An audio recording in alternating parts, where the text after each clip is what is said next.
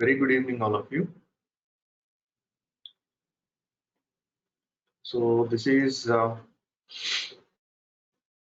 webinar series on Introduction to Data Science, Machine Learning and Artificial Intelligence. If you have any queries regarding the lecture, you can just email to the following email, info@geeklearnclass.com. As this is a very long webinar series, no interaction is encouraged during the session, but you can just email us whatever the queries that you have post the session. So our team will respond for the concerned query.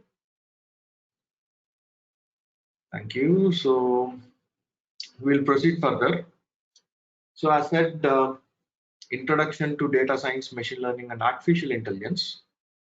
Currently, we have a lot of requirement, and almost all the industrial applications are being automated by using some data, whatever that is available in the real-time environment, and how to organize the data that was um, recorded in the real-time environment, how to manipulate it, and how to make a computer understand to make some scenario out of the given data, whether the data is useful for some specific purpose of the application, or how we can able to manage the recorded data for making some application possible in the real-time scenarios.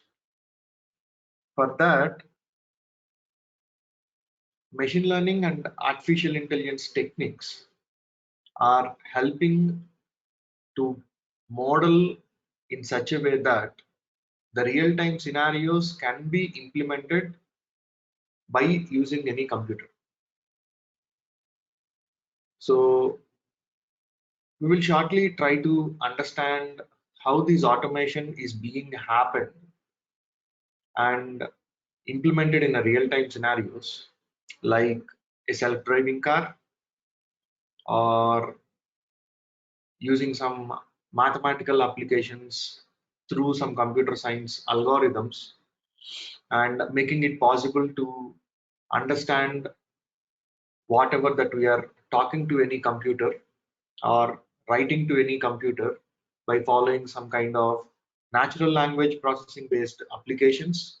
For example, again, an Alexa device or Siri or an OpenAI based chatbots, where depending on the size of the corpus that they have, they'll be just trying to giving back us some kind of answers for the queries that needed.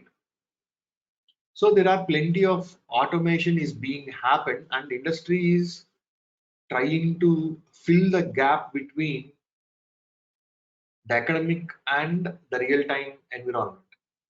So this webinar series will definitely help to bridge the get that specific gap between the academic and the industry.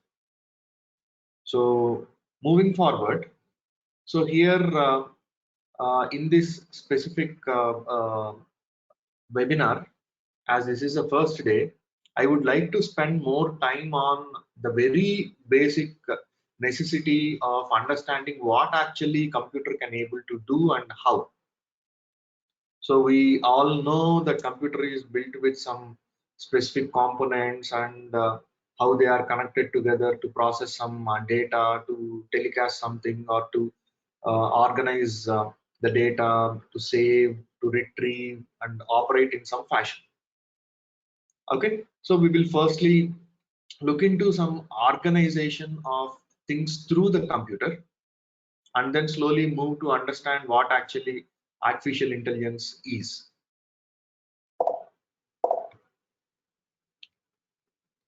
So nowadays we know computer is a multi-purpose tool. It is not just stick to any specific device kind of thing. Like for example, if I say laptop is a computer, right? So everybody can accept that. Or a PC with a CPU followed by some keyboard or some other devices connected together is definitely a computer. That is also acceptable by everyone. But if I say there are plenty of other components or other devices that specify that they are also computers. For example, if we take any mobile phone, which is having the equivalent processor that is being used by any other computer or any laptop, or any graphical card that is being used in any high-end mobile phones as like any other computer has, and so on. All of these devices that we are talking now, it could be mobile phone, it could be any uh, tab, or some kind of watches or some other devices which are continuously recording our data and processing them, and giving us some kind of results based on some scenario of things. So computers are completely being used in every other purpose in our daily life, right? So my sense of computer doesn't only mean a laptop or a personal computer or so on. It could be a group of sensors that are connected to any human to record some data, or group of sensors that are connected to some part of any metropolitan city to record some data, or to organize the data to produce some insights of the environment, or that human being whether that human being is having good blood pressure, good sugar levels, and so on, right? So in my sense, everything that is being recorded and processed is called any computer. So my sense of this multi-purpose tool here is trying to facilitate and regulate some kind of process in our day-to-day life. For example, here I have quoted computers in business, right? Nowadays, there is no business place where computers are not involved. It could be a supermarket, it could be some kind of shopping mall where bills are generated, where there are plenty of purposes that is being applied through the computer, and so on.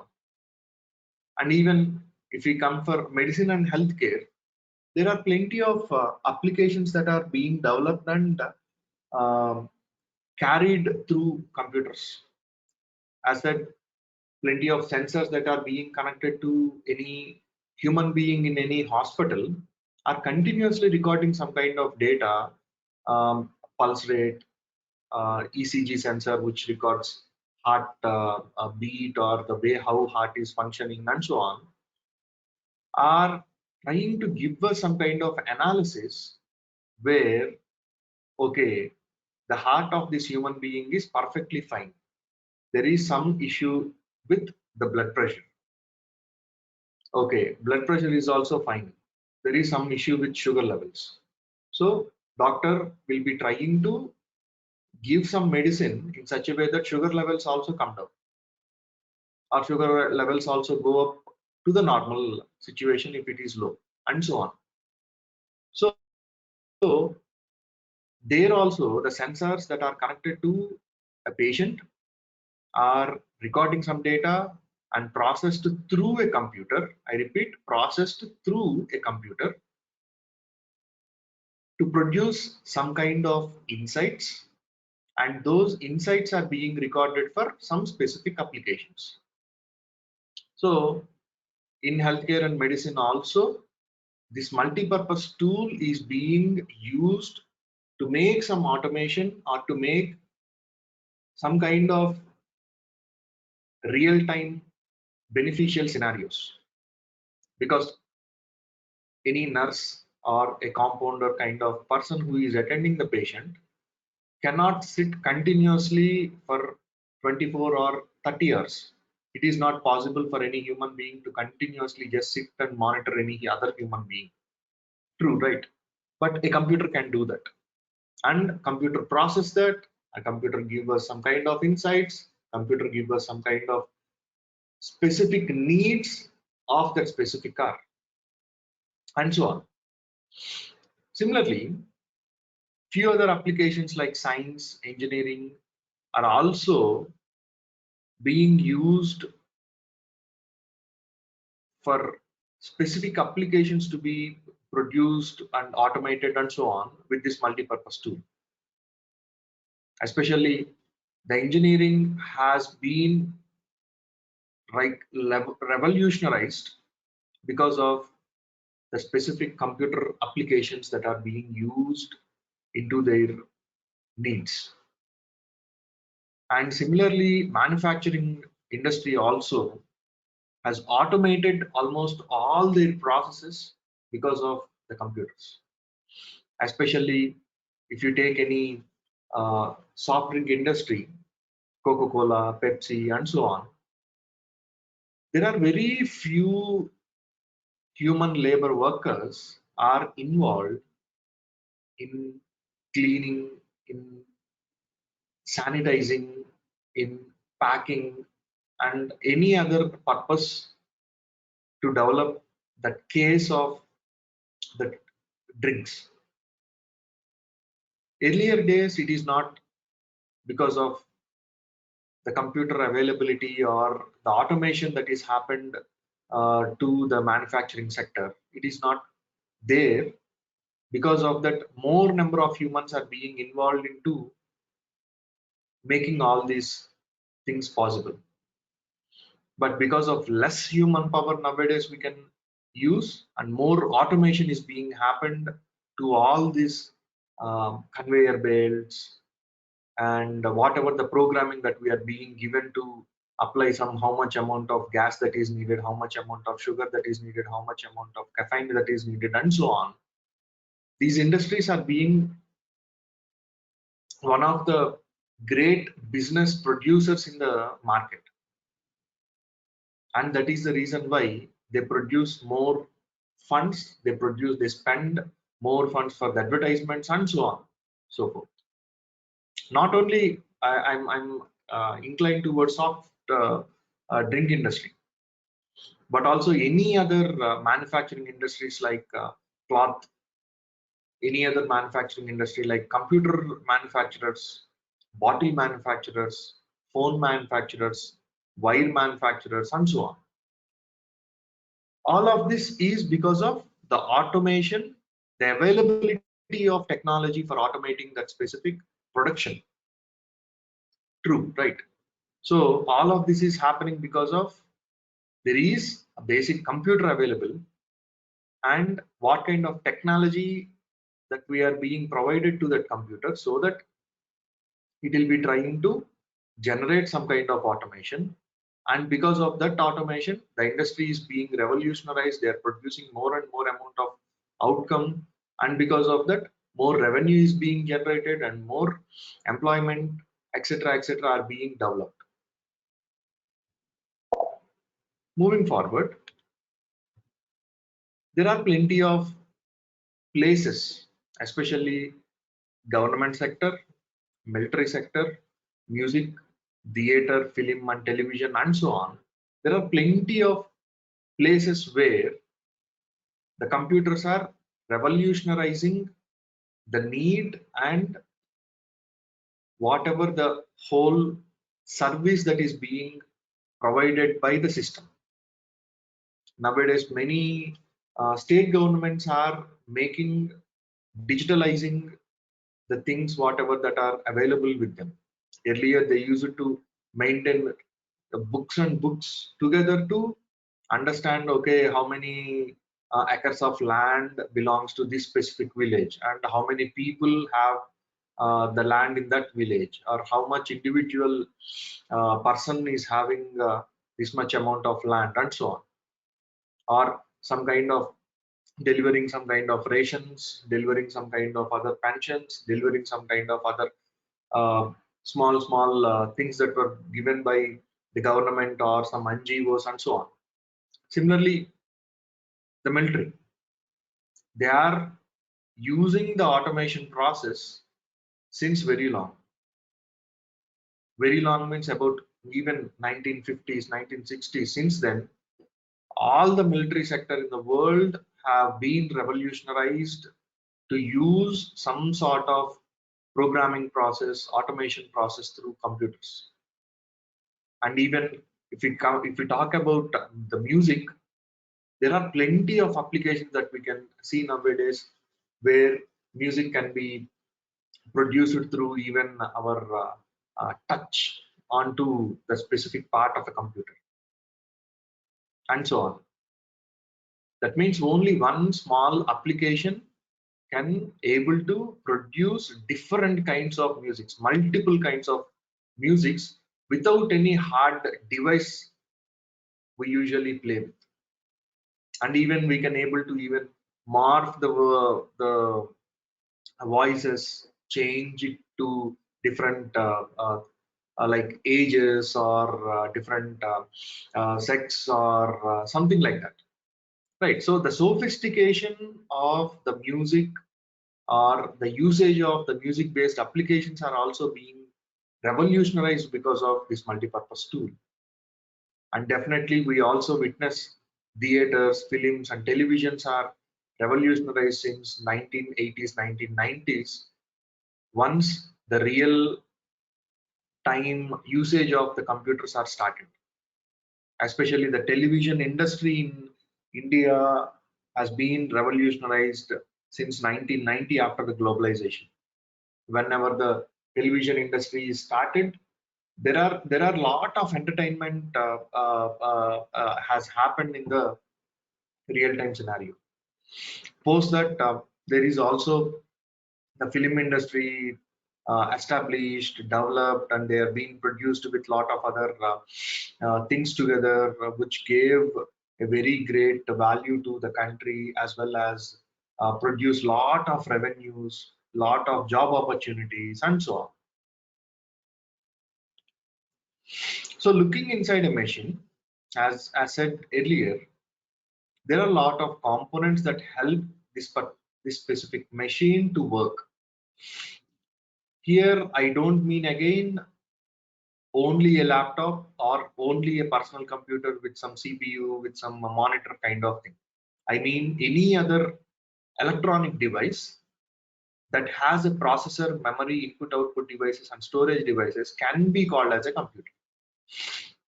So in this webinar series, we always talk mutually about computer, any other uh, electronic device that use all these four things together as a machine.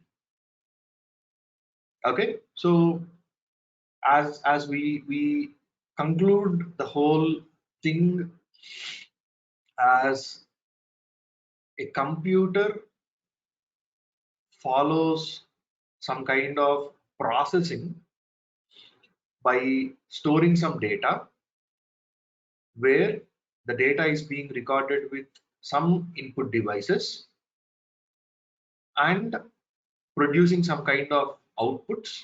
It could be any sound, or it could be some graphical based scenario, or it could be some alarm, and so on. All of these are considered as a machine output. Here that machine means a computer, a watch, or any phone, or any other electronic gadget nowadays that we are using in our day-to-day life, right? So processor is one of the heart of any machine, where there are plenty of processors that are there in the industry depending on the application. And depending on the purpose of the application, these processors are widely used in a variety of scenarios depending on the application. Similarly, to make the processor work, we need some sort of memory which will be recorded through the input devices or saved through some storage devices to retrieve and process and so on. So memory is also one of the very important thing that is really needed for any machine to reach the whole outcome of any automation. Okay. Similarly, I said there are input and output devices which record or which produce some output after the processor processes the memory. As said, this memory means storing something, retrieving something, and hence we need some storage device to store whatever that input or output things that are there to process or to produce some insights from the given data. So software brings machine to life. So for any machine, we need an operating system. What operating system is to make that machine interact or to process whatever the input that was given by the user, or to understand how machine is processing the information that is given by the user. We use a software, and the name of that specific software is termed as operating system. And similarly, operating system will be trying to drive the whole machine by using what is called as application software. For example, I want to work with some sound. If I don't have any sound drivers or volume drivers in a computer, I cannot able to manage that sound. Or if I want to read something, I should have a font that is installed into the computer, and so on. So these are all application softwares that are built and installed over the operating system to make the process so simpler and easier for the user, where these application softwares are the necessity of the hour depending on what actually the user is trying to tend to work with. For example, graphical application is helping us to see whatever the graphics that are there in the specific data. For example, if I am trying to visualize a thunderstorm video, okay, so if there is any graphical information in that video, we need some kind of graphical processor that is helping the computer or helping the machine to display that specific thunderstorm variation of colors pixel by pixel in some format. We can even call them as multimedia, or how the presentation of these things together matters a lot for the user. And similarly, if we take database management as an example, how the data is being stored, processed, retrieved, and so on, needs some kind of application software over the operating system. Entertainment and education, communication softwares, and so on. There are plenty of things, plenty of software requirements are there in the industry depending on the need of the user. But without any software application also, we can able to make the machine run on the basic application called operating system. We may not use that specific machine for the fullest of its strength until we have a specific software application that is being developed and installed over the operating system. So transforming data into information. It means, as we have talked, that there are some softwares, there is some data, there is some memory, there is some storage device, there are some input output uh, devices. Because of all of these things, we can able to process, what to process, how to process, and how these machines able to understand the given input data, and how these machines able to process the input data, and how they transform the given input after processing, that makes the user understand after the process, right? So bits and bytes, the very basic level of the representation of data, and then text code comes into picture, and then EBC, DIC comes into picture, and then ASCII comes into picture, and so on. There are plenty of data, we can say representation of data, where if I say, when I'm talking to the webinar, my voice is being transformed into some waves, and these waves are converted into some zeros and ones, and these zeros and ones are transformed into some format, and the compression happens, and then if there is any enhancement that is needed, enhancement also happens, and then reach your machine, and then transforms into the voice again. That is how a speech or an audio is being processed and transferred from one part of the world to the other part of the world through some network. We'll come and talk about the network also, but between, that is how the transformation of data into some kind of information will be happening. Okay, so other than these four things, there are also very higher level of representation and transformation of data also being happened.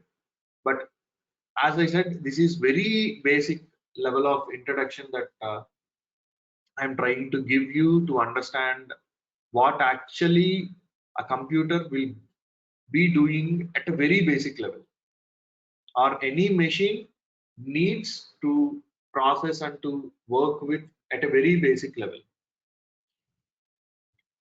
So how computer process data?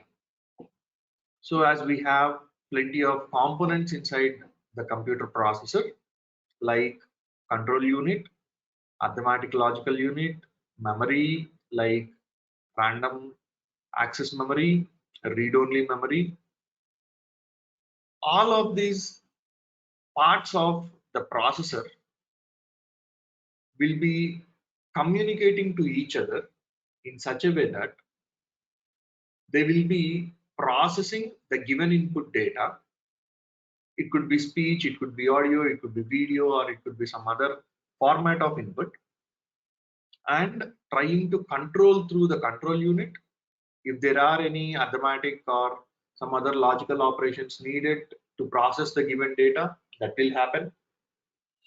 And if there is any memory to be stored between the process, it will be happen. And if there is any retrieval of information that is needed, that will be happening.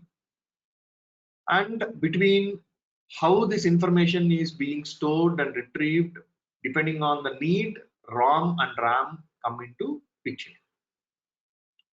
So overall, for any machine to act as a computer or to process the data, we need what is called a processor, where each processor will be basically having what is called control unit, what is called ALU, what is called memory unit, what is called some RAM, ROM, and so on.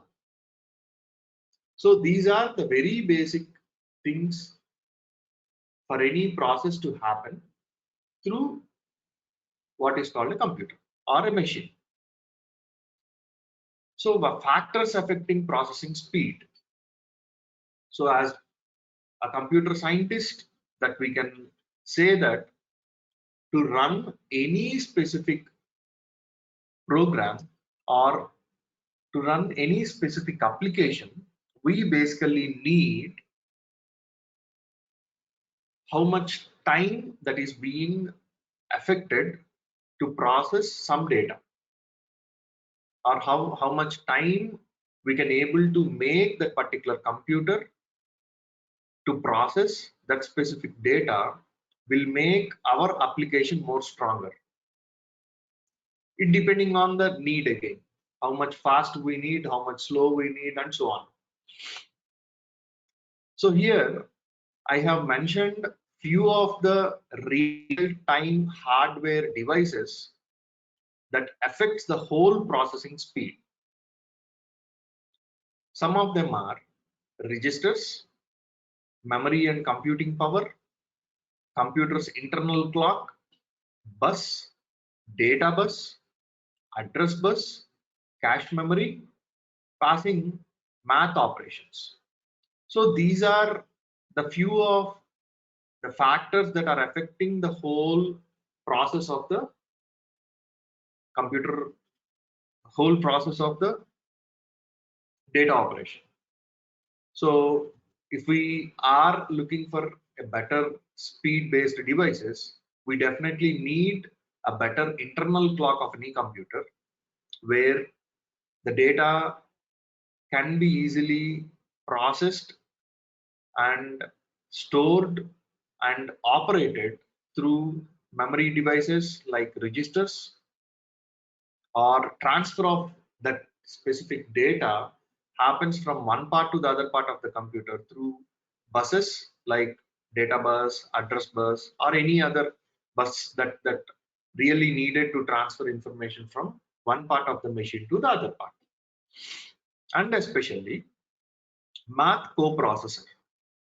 So as said, the basic automation of any device or basic automation of any specific application needs lot of mathematical operations to be performed. So the need of the hour is machine should compulsorily need a math operator. It could be taking help by any software application for some extent, or considering some of the hardware devices that are helping the whole process to make more simpler through some math operation.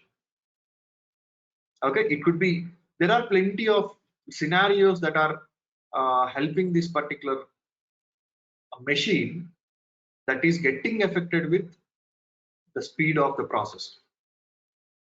It could be some VLSI chip that is helping the process to be more quicker and faster, or some clock of that specific processor which is helping us to make more number of iterations between the given data, and so on. There are plenty of reasons like this where we need math coprocessors. I repeat, math coprocessors that are affecting the whole process time.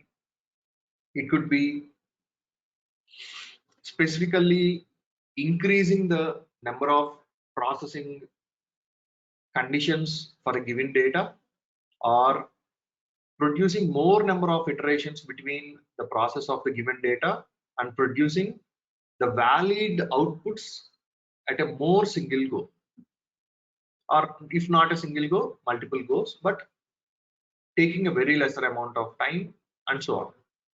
I'll come back to the actual need of the processing speed when we talk about the applications, because that is when we need how much fast we need a process. For example, if I take an example of any self-driving vehicle, processing speed itself matters a lot to make the car conveniently go on a road. But when it comes to a production management system, like producing some, as discussed earlier, if we are trying to build a machine for soft drink based manufacturing industry, then processing speed may not be so much really necessary. It is necessary, but for the first example, for first application that I have discussed, like self-driving car, processing speed matters more than any other scenario. But in the second case, it is not like that. We will discuss them shortly. And then CPU comes into picture, where there are plenty of processors that are available. But during the early inception of these devices, the Intel processors and Motorola processors made or gave life to the computers in the household industry. They produced very cheaper priced processors that made the whole cost of the computer come down, and because of that, more number of people able to invest into these usage of computers.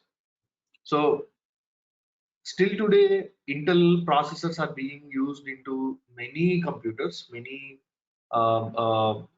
machines. It could be mobile phones, it could be watches, and so on. And also, along with that, there are also some other companies came into existence who are successful, like AMD, who are successful like some other small brands like Samsung and so on.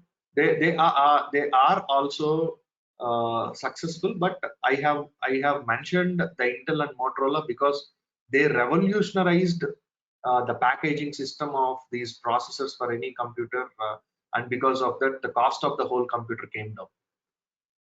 And then the interfaces, as we know, there are plenty of interfaces like keyboard, mouse, pens, touch screens, barcode readers, image scanners, optical character recognizers, OCRs, microphones, voice recognitions, and so on. Depending on the need of that specific application, we use whatever that we need. Like for example, if we are there at a supermarket and we try to use it through some touch screen or barcode reader and so on, but where image scanners are not actually needed in a supermarket. But barcode reader is fine, wherein every packet of the grocery is recorded with a barcode, and whenever we scan that, whole process of things will be made shorter and easier. Similarly, if we want to process that whole information that is being scanned, that touch screens or the keyboards or all other interfaces will be coming into picture depending on the need, and so on.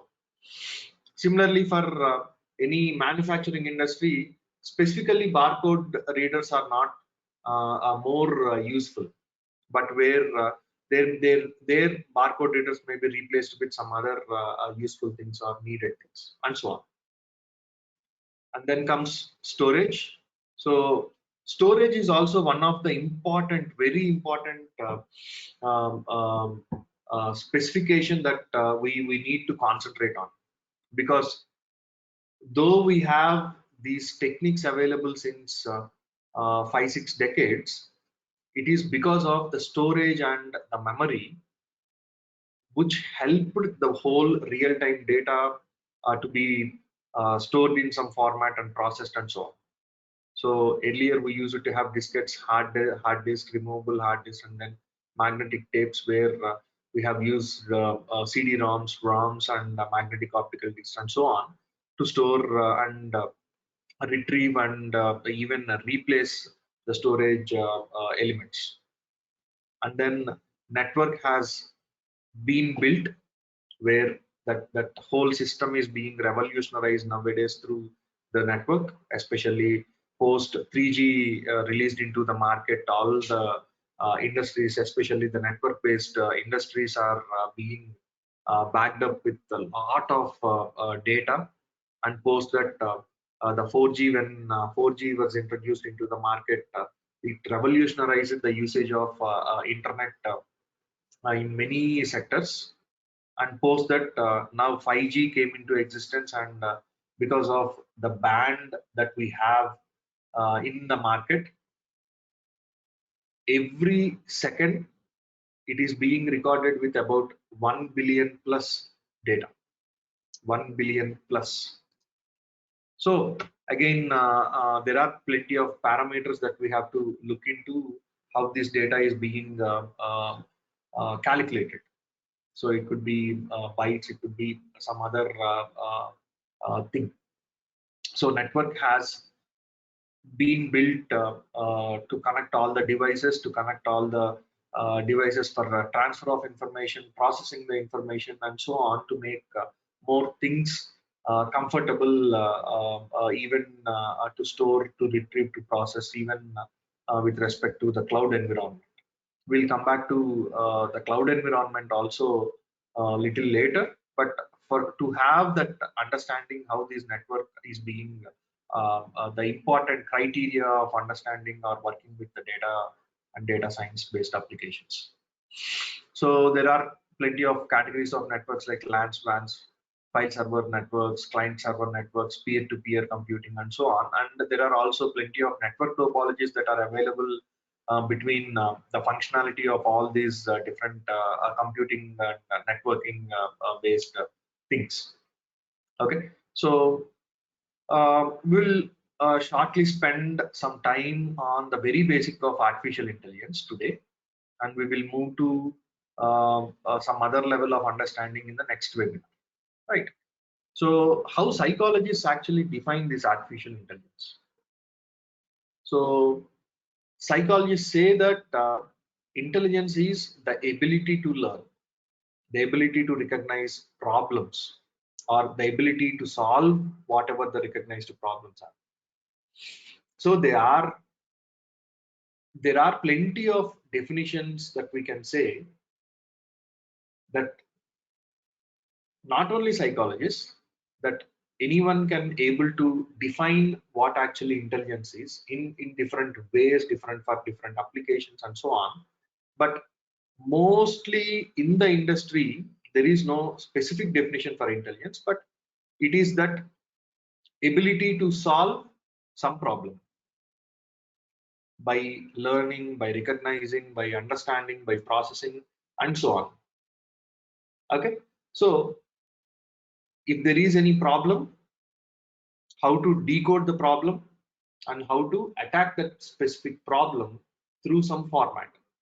And that format here is called as how to solve the problem, or the ability to solve the problem. So there are plenty of components for general intelligence. For any human being point of view, I'm not talking exactly about any computer, but for human being point of view, we need working memory, visual spatial processing, fluid reasoning, quantitative reasoning.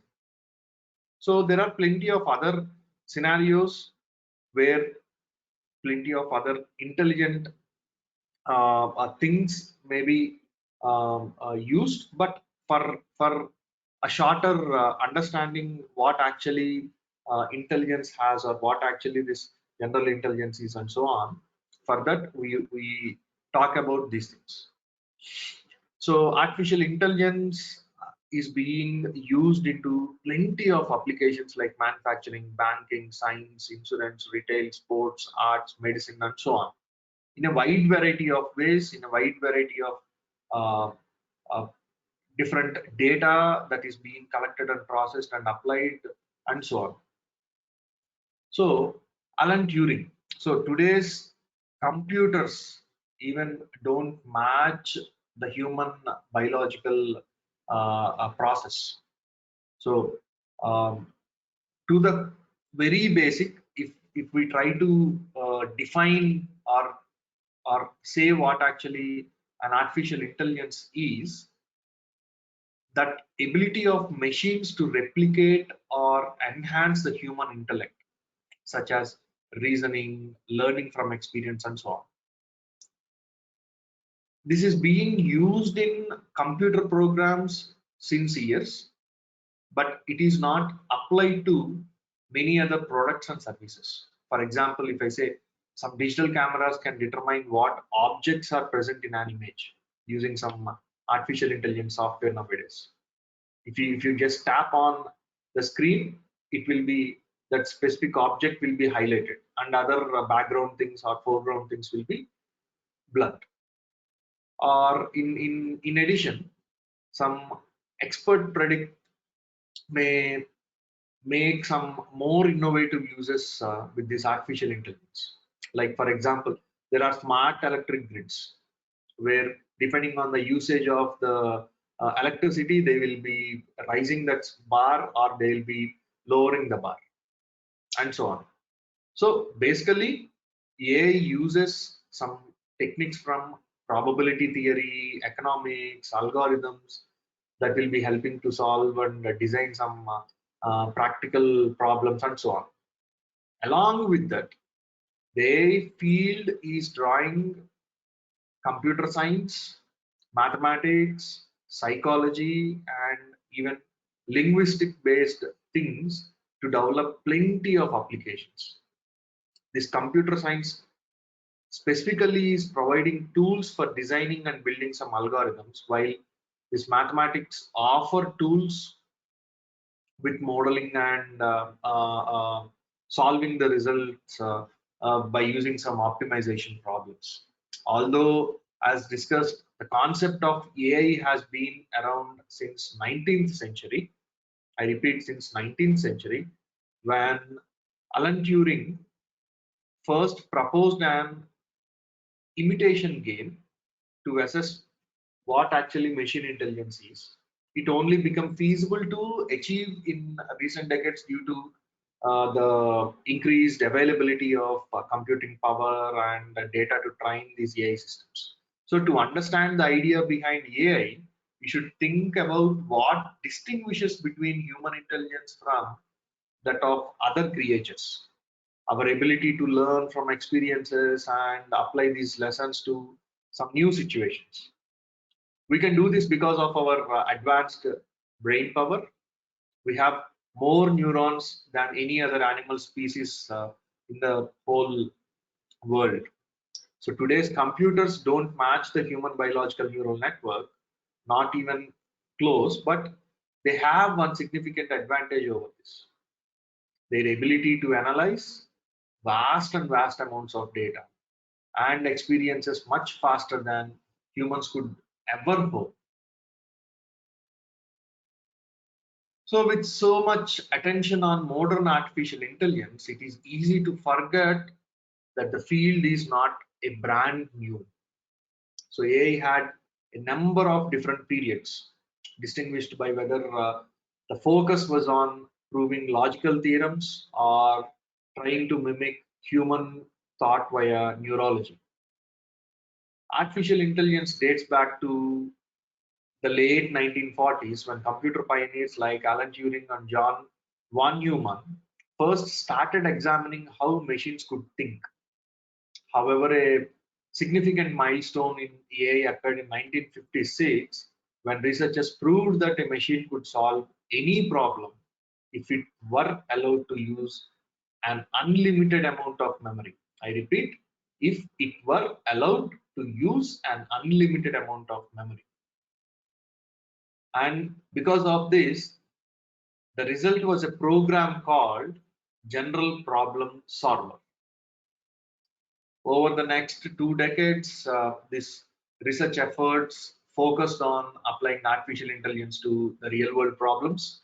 And this development led to expert systems which allow machines to learn from experience and make predictions based on the gathered data.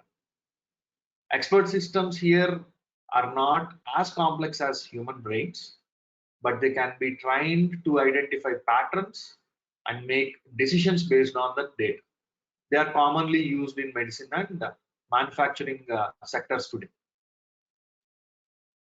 And second milestone or major milestone we can say came in 1966, because with the development of programs like Shake, the robot, and Eliza, which automated that simple conversations between the humans and the machines. We can say this is a history of chatbot. Not only the history of chatbot, because the history of chatbot has the history that was hidden, how that actually artificial intelligence is being developed and made a realistic nowadays. The initial surge, whatever that excitement that was created by the artificial intelligence, lasted only for about 10 years. After a decade, in 1972 or so, Parry came into existence, and then in 1995, Alice came into existence. In 2001, Smarter Child came into existence, and in 2010, Apple released its own voice virtual assistant, voice-based virtual assistant with name Siri, and then Google Now, and then in 2015, Alexa, and Cortana by Microsoft, and so on, has revolutionized this whole artificial intelligence based virtual assistants. The second significant advancement in this whole scenario was the development of generative model based reinforcement learning algorithms.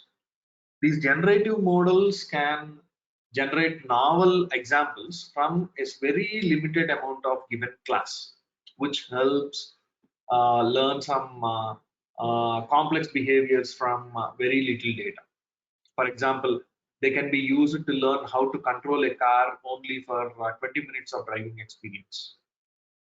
So ASR systems, I mean speech recognition based, automatic speech recognition based systems, speaker identification based systems, all of these examples that I'm quoting here are mostly for virtual assistants, where the real artificial intelligence technology has revolutionized the whole understanding of the given data, process it, and then replicate some outcome for the specific need.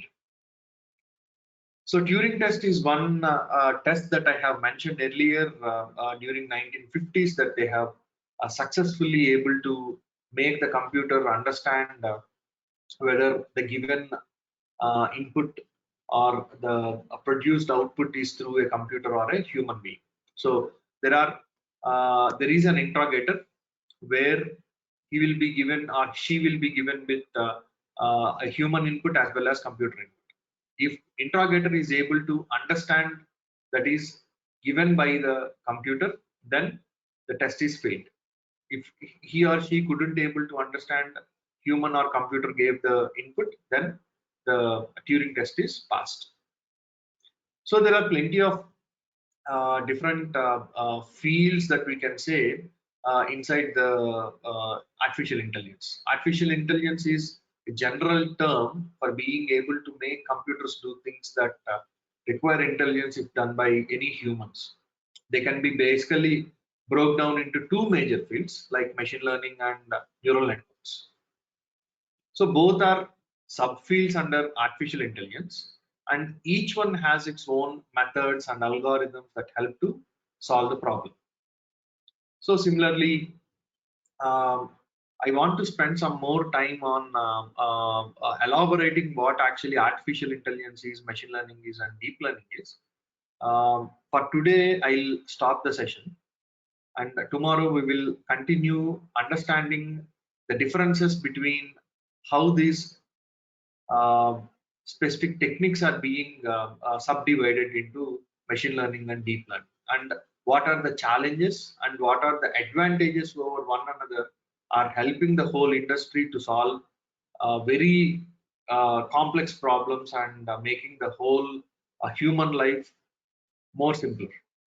Okay, so as said, you can drop your queries, if any, to the given email at the start of the session. Our team will be responding to them. Okay, so I'm stopping the session. Thank you for the day. Thank you.